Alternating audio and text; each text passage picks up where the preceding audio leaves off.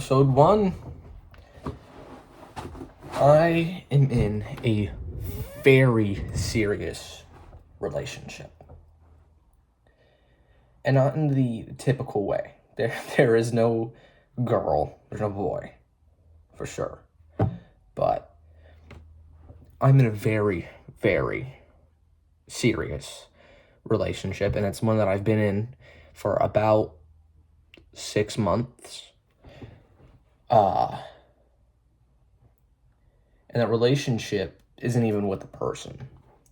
It's with boxing, which is something that's very, very important to me for several reasons, and I'll let you know why. I'll tell you. First of all, I'm going to tell you guys a very specific memory I have where I was 9 years old, and I was in my front yard teaching ninja classes where I was teaching the neighborhood kids how to kick and punch and roll, and I didn't know what I was doing, but they trusted me because I sounded smart. And my dad called me inside afterwards, and he said, "Are you sure you want to be a ninja? Like, do you still want to do this ninja thing?" I said, "Of course I do." And about 2 weeks later, he took me to a place called a dojang, which is the Korean word for dojo. And it was there that very day that I think changed my life forever. Because I met someone there that really shaped my life and who I wanted to be.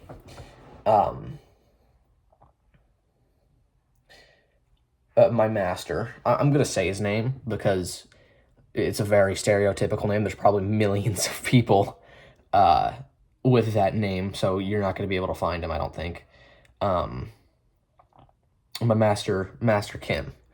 I think he was like 50 years old, had been training in a Korean martial art called Gangkwon Yusul for about, if I remember right, since he was around like 15 to 20. Like, he had been training for a very long time, and he was the master of this dojang. And my very first day in, it was a free trial class where he was like, you had to pass in order to even get in. And I don't mean you had to like fight someone to get in. No, you had to you just pass like a physical test. You had to answer a few questions, and then you had to show off your balance, because balance is very heavy in the art. And he took a pad, I don't know, one of the pads you'd kick, and he put it on my head, and he said, stand on one leg, you hold it for 30 seconds. And I failed. I was not a very balanced kid. But I failed. And then he had me he just taught me the basic punches, which was 1, 2, 3, 4, 5, 6. I'm moving around in my chair a lot, so you're shaking. And I was so worried that I wasn't going to get in that as soon as I got home, I started practicing. I started practicing a lot. I mean, I was having casual conversations with people while I was bouncing a shoe on top of my head. And our couch, I was paying attention to what he was teaching me, I was also paying attention to the class that was being taught by another instructor. And I remember practicing the kicks as close as I could on the edge of my couch, because it was the only thing that I had that was similar to a bag. That I knew of and was allowed to use. But I started training really hard for that, like the 2-week period between when he was telling me whether or not I'd be able to join. And he said, yeah, you'd be able to join, but they had to get, they were out of, what are they called? It's been a while. The uniforms. They were out of the uniforms that were my size, because as a kid, I was a chubby kid. So there was not a lot of, it had to be very specific to really fit my dimensions. But I don't know who I just waved. I literally didn't wave to anyone. There's no one there. I don't. Anyways, what was I saying? You remember? You're supposed to be my friend, man. You're supposed to tell me what I was saying. Do you remember? I hope you remember. Because it's going to take me a second.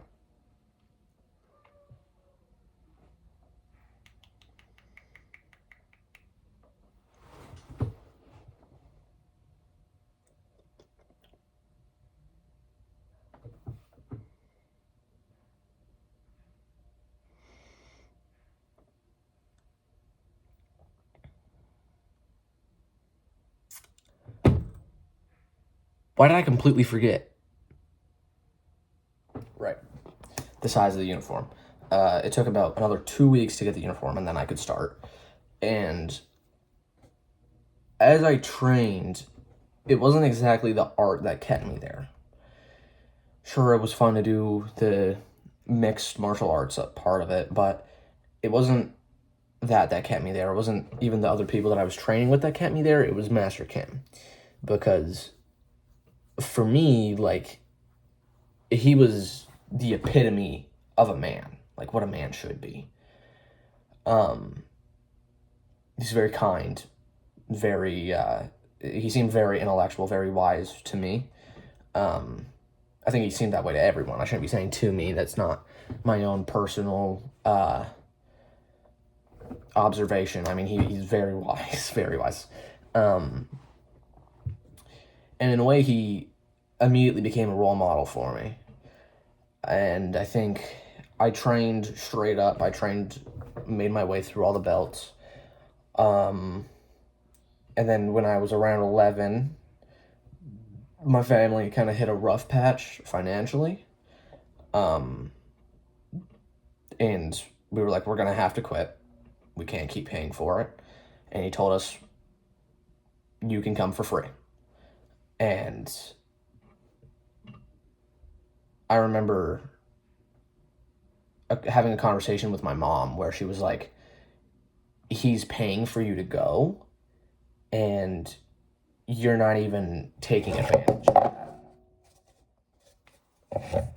I'm going to need to move them somewhere else because they're always falling. Maybe, you know what? They can go up here with you guys.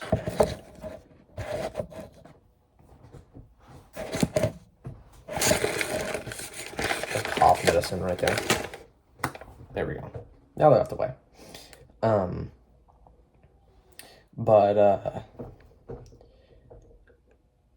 My mom told me that, and I've never been one to really show my emotions a lot. Like, as a kid, when I showed my emotions, it tended to just get me in trouble a lot because I didn't really know how to control them. So I kind of taught myself into not showing them. But as soon as my mom left me alone, I started crying because I felt really bad. I was like, he doesn't even have to do this. He's doing me a great act of kindness, and I'm not even taking full advantage of it. So I started going twice a week again. And then my family told me that we were going to move to Florida. And I was like, I'm so close to getting my black belt. If I can just tough it out. I missed one ceremony because we couldn't pay for it. And then the next one we would have been able to pay for, but we didn't, with all the packing, I didn't have enough time to attend all the classes that I would have needed in order to fit the criteria.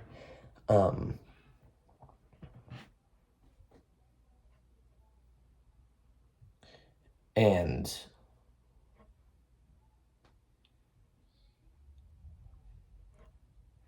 I remember, like, whenever I wasn't packing, I went into my garage, and I was training about like 3 hours a day on my bag. I still have the bag, although now it's lopsided. It's got a bunch of dents in it, and the slightest movement knocks it over. But I remember training really, really hard. It was the first time in my life where I was like, I have to do this. I felt so insanely motivated to do it, that I was like, if I don't do this, I think my life is going to be over. And long story short, I didn't do it.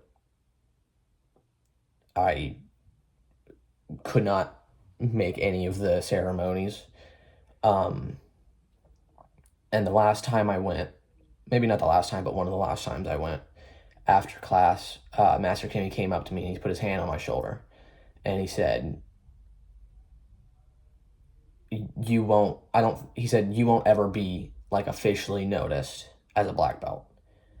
But he said, to me, you are. He said, to me, you are one of the best we have. And after saying that, he just walked away. He left me to pack up my things, and I remember getting in the car with my dad, and I cried. I cried a lot. I think the whole way home I cried. And then we moved. And the 6 months where I was not doing anything, I was unpacking. I'm still not finished unpacking because a lot of it I've been procrastinating or I need help with, and everyone else has been too busy to help me with it. But the 6 months where I was not doing anything, I think I was in quite possibly the worst state of my life. Because to me, it felt like my life was over, you know? The thing that I dedicated about like 3 years to, down the drain. I didn't get to do it. And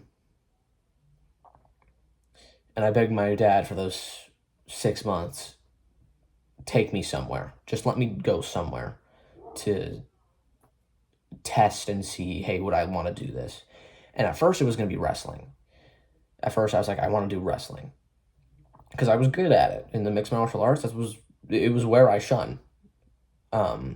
Shown? I don't know. But it was where I really stuck out, where I was really good at. I was really good at the wrestling and the pinning and the grappling. Like, that was where I stood on the spectrum, and that's where I was, like, the best at. And then I found this anime called Vinland Saga, which is very important to me. I mean, it's my profile picture, the main character, Thorfinn. And that led me onto that side of the internet. And another one of the animes that I was getting highly recommended to me was an anime called Hajime no Ippo, which is a boxing anime. I mean, you see it in the thumbnail of this video. That's the main character, Ippo, with my face plastered on it. But it's a boxing anime about a nerd who works at his mother's fishing shop, and he gets bullied for it because he doesn't have a dad. Dad died at sea, I think, while fishing.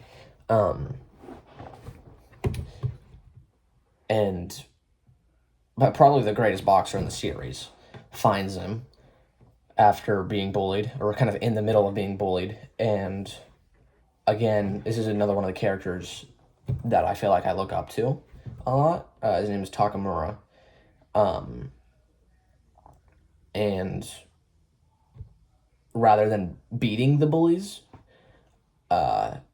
he evades the bullies, and he takes all the buttons off their jackets, and he hands them back to them, and they run off. Because, I mean, if some guy just weaved all of our attacks and then took the literal buttons off of our jackets without us noticing, I'm going to think he probably has, like, superpowers or something.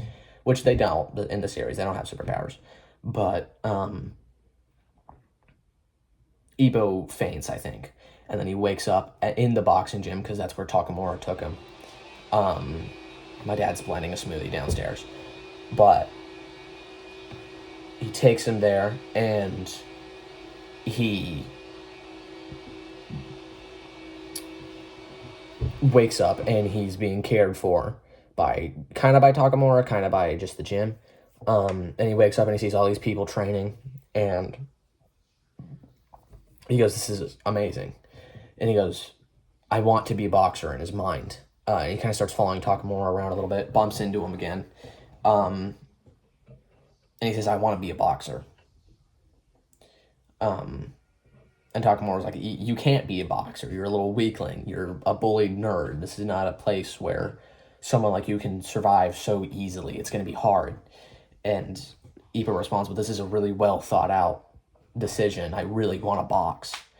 And it was those first like 3 episodes where it really, really inspired me to choose boxing over wrestling, because seeing Ippo go from kind of a nobody to being so inspired that he's willing to stand up against a champion, and they don't actually fight or anything, but he's willing to stand up to a champion and tell him, you're going to take me to this boxing gym and you're going to let me train. And Takamura agrees, but he says, you have to catch 10 falling leaves from this tree, and it takes Ippo, I think, 10 days to catch the leaves. Because he has to catch them in one hand, one go, or else it doesn't count. And he comes back to Takamura and says, I got the leaves. And Takamura goes, okay, I'll take you there. And again, when Ippo gets to the gym, the Coach Kamagawa, I think is how it's pronounced, he goes, you bring me this instead of talent. You bring me this. And Takamura responds with, I made a deal. Takamura doesn't even have faith in him at this point. And they go, okay, and Ippo's very first day, they have him spar against a person that's been boxing since he was 8 years old, I believe, Miyata. He's a very talented counter puncher. And, Ippo wins. No, Ippo loses, and then the second time he wins. And they're like, okay, you know what, you've got a chance at this. You could be good. So they start letting him train. And eventually he works all the way up through several fights, and he meets this guy named Eiji Date, who is the champion of Japan, but he failed to get world champion against a man named Ricardo Martinez. I forgot for a minute right there. And Ricardo Martinez is like the pinnacle of boxing. He's the peak. And Eiji Date is like, after I beat Ippo, I'm going to re-challenge him. And, the fight is really, really close. You think Ippo's going to win because he's the main character. The main character's supposed to win. But instead, Ippo I think he gets knocked out for the very first time in his career. And when he wakes up, the only thing on his mind is whether or not he should quit boxing. After a while, he decides not to, after really battling with himself. And then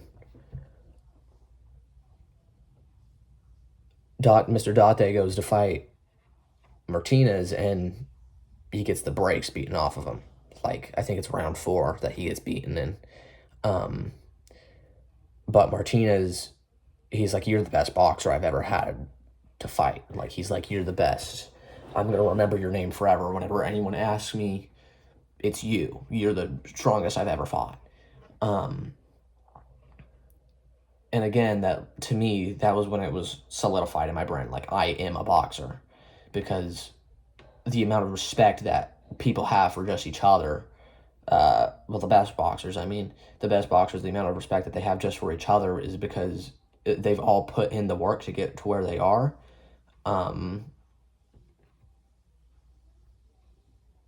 And it made me feel like there's a world out there for me where I can be that guy. I can be respected. And so I started boxing, and I was going strong for about 2 to 3 months. And then I got really sick. We still don't really know what it is. I'm technically still sick, but I'm over the heap of it. All we know is that there's a cyst on my gallbladder, but that could not even be related to it because it's rare, but it could also not really be a big deal, like, at all. But we're doing our thing, and then all of a sudden, all down the drain. I lose like 20 pounds. The physique that I've spent like years building up just all the way down.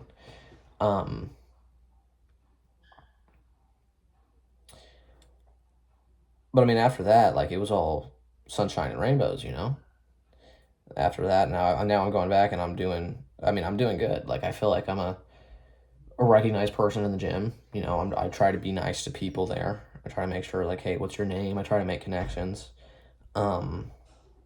Simply out of respect for them also being boxers. There's something I forgot to mention. Not forgot, I intentionally didn't mention it, though. Before I got sick, I went on a cruise. And, the cruise was all good. It was very fun. It was something that we had been planning for 2 years to go on with two very close families, that are like our greatest friends, basically. I think it was day 4 of the cruise where I found out. We were at a dinner, and then our dad came to us and he said, we're going to the room. And I was like, this better be a good surprise. He would not tell us if we got to the room. And me and my sisters, we were laughing, thinking it was going to be like, we were going to come in the room and there was going to be something extravagant, right? And our dad remained silent the entire way there. And now I know how much it must have hurt for him to take us into that room where our mom was sitting crying, and we were told that our grandpa was in the hospital. And we were told that I think it was his liver that was failing, liver or kidney, or both, that was failing, simply because he was a very large alcoholic. And he went on to pass.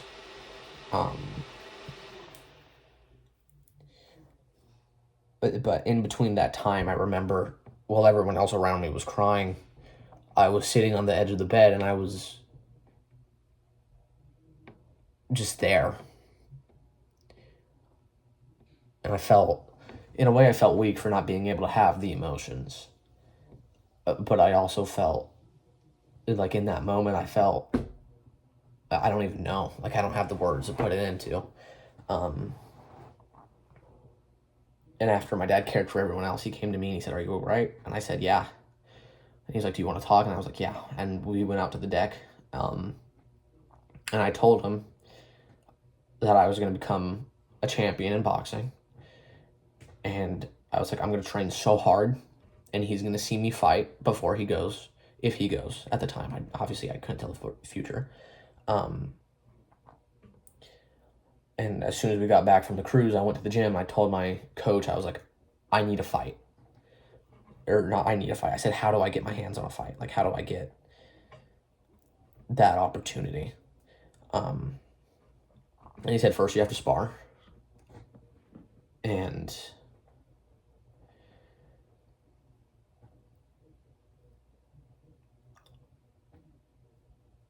what was amazing about it was my coaches, I don't know if it was my demeanor, I don't know if it was something that they saw in my eyes, or if they just knew, like, okay, yeah, he can fight. But literally moments before, I asked another guy my age, who I think had been going longer at that point, asked, and they said, you're not ready. They just said, they immediately went, like, you're not going to be ready for that. And I came up and they were like, all right, we'll take these steps. And I told everyone I'm going to get a fight. And then spar day came. First and second round, I was kind of getting my ass beat. Um, but at the end of the second round, I looked over to the side of the ring, and there was one of the more advanced boxers, someone that I had already fought with before, not hard sparring, but very light body sparring. And he looked at me, and he did this with his arms, which if you box, you know that's Hitman style, and that's a style that I use. And he said, "You need to jab more." All I heard was jab more. And in the third round, I swapped from my orthodox, very like normal style over to my southpaw Hitman. And I started nailing him. I was breaking through his guard very easily. He got a few good shots on me. I think my lip was busted. If I remember correctly, I don't really remember because it didn't hurt. I don't remember it hurting. But he nailed a few hits around here on my organs. He was really good with body shots. And with 5 seconds left in the ring, I was giving it everything I had, and I hit a shot, I hit a shot over his guard, and I hit him in the cheek, and his hands dropped, and I raised my hands to hit a two, or just a right punch, or maybe even a cross. I don't really know what I was doing in the moment, but I heard the bell ring, and he slumped. And then he shot back up, and he put his hands up, and his family was recording, and the whole time they had been cheering him, and then in that moment, it was completely silent. And I remember the feeling of having a turnaround, even if not even in an actual fight. I remember the feeling of all these people are watching, the advanced class is watching. There were these two girls that at the time, I thought they were kind of cute. But beforehand, I learned that one of them was his sister, and she was like, "Oh, he's not gonna win." I learned that one of them was the guy that was sparring was his sister, and they said Flynn's not gonna win. Like, he's not gonna have it. He's gonna get his ass beat. And I remember looking over during the first and second round, and they were watching and they were giggling, and that snapped something in me where it was like I had to remember why I was even sparring in the first place. Like, I had to get that fight.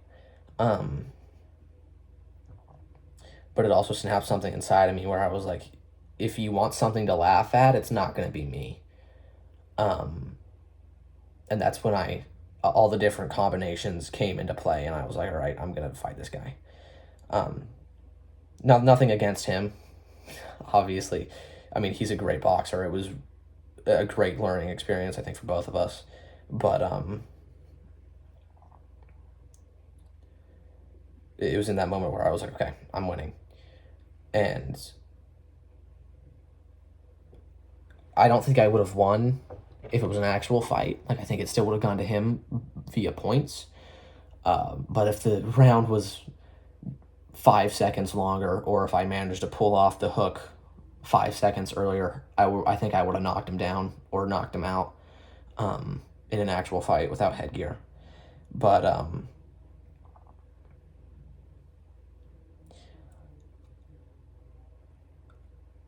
I think it was around 3 weeks after that where my dad brought all of us into his room, and my mom was crying, and I immediately knew, I think everyone knew, by the time we saw our mom crying, that he was dead. My grandpa. And he went out. I'm going to take you with me real quick.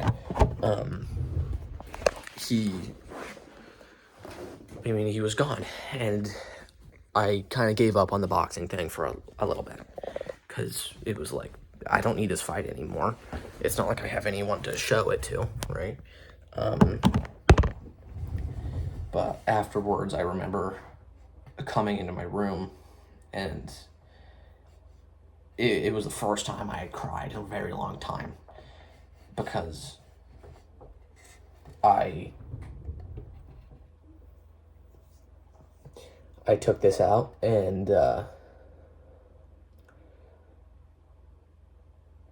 it was something he carved. It was a picture that he carved. He was really good with wood and stuff. You can see. Made it in 2017 for me. And I took it out and I just looked at it and I cried. And all I could feel was guilt that he didn't get to watch me.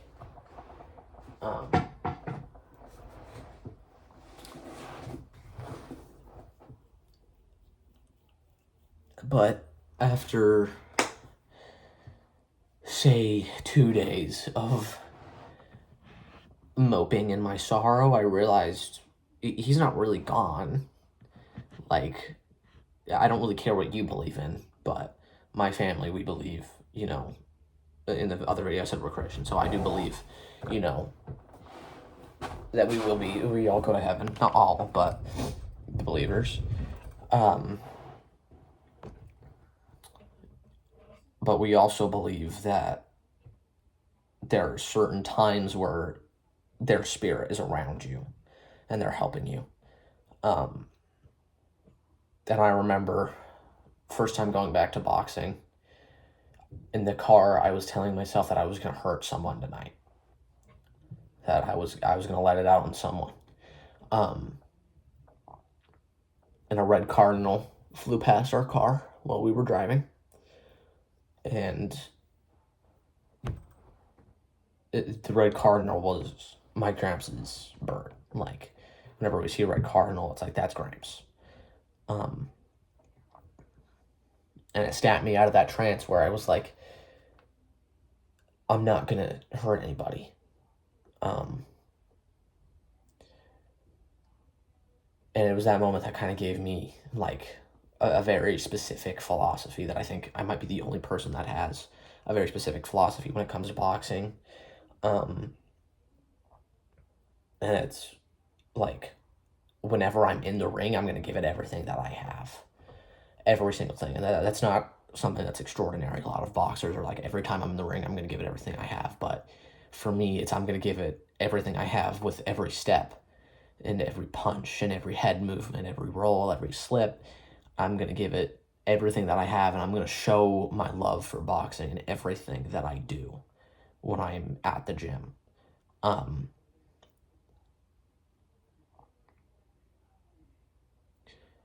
And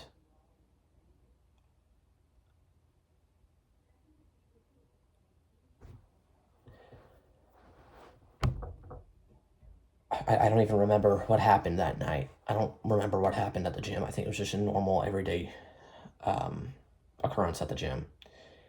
But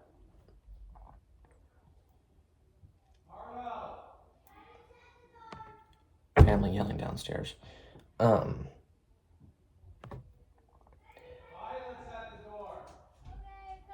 remember coming home that night. And I told you guys last episode, I'm going to try and show you guys one thing that's important to me every day. And I remember coming home and taking off my shoes. I remember just staring at them and remembering everything that I had done with them. And I got these for my birthday from my Gramps.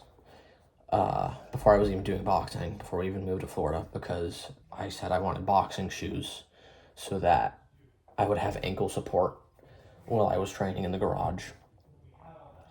I mean, they've got the rubber bottoms, they've got the whatever this is called. I don't know why I don't remember right now. The laces, like, they've got all the things. And I remember staring at it while I was just thinking,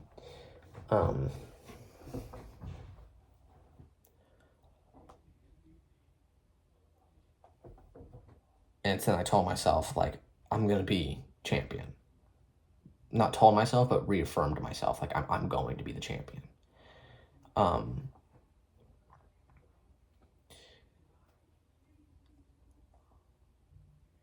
So I think that's why boxing is so important to me. But back to the boxing philosophy thing, I see people online and they're posting content that's supposed to be relatable about boxing, and it's like, they're upset when coach makes them run this specific drill and makes them run this and that and all these things. And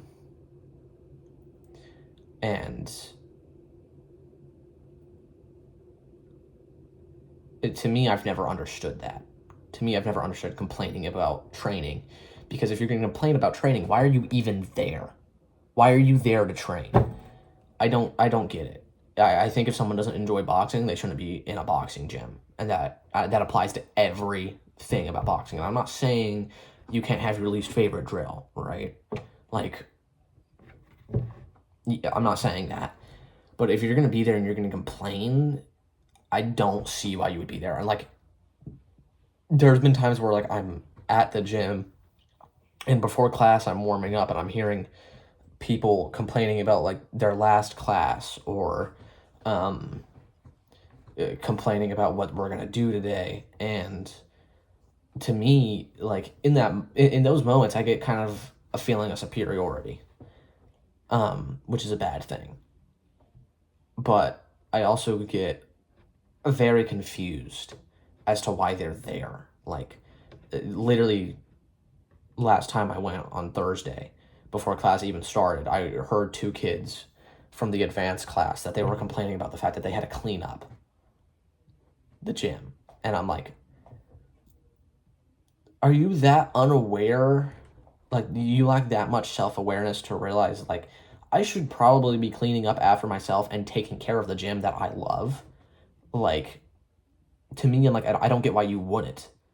It's also, like, you have to understand that the coaches are making you clean not only to instill cleaning up after yourself, right? But they're also, it's for the discipline of it. Like, you have to do things that you don't want to do. I didn't even want to go Thursday, but I went, and I had a okay class. Like, I did not do very good. I was very sluggish, very tired, but I still went, and that's what's important. But I see people that are complaining about going, and I don't understand. Like, why would you be complaining about going and training your sport? You signed up for this. Like, you can just leave at any time you want. And, like, unless if your parents are forcing you to do it, if your parents are forcing you to do it, I understand complaining then. But these are people they're advanced boxers, which means that they've been doing it, and you have to choose to go to the advanced classes. Like, you have to earn the right to go there. So it's like, clearly you like boxing enough to be good enough at it. So why wouldn't you like to train? Anyways, this video is running too long. So time for the outro. Good morning, good noon. I don't even think that's a thing. I don't think good noon's a thing. Good afternoon, good evening, and good night.